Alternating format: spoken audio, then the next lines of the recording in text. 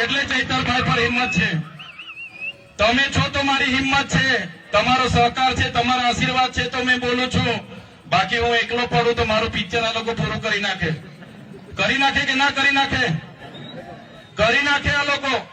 એક સામાન્ય બાબતમાં ગ્લાસ માર્યો, મહિલાનું અપમાન કર્યું, એમ કરીને મને જેલમાં ડાયરેક્ટ વડોદરા નાખી દીધો. તો ખબર છે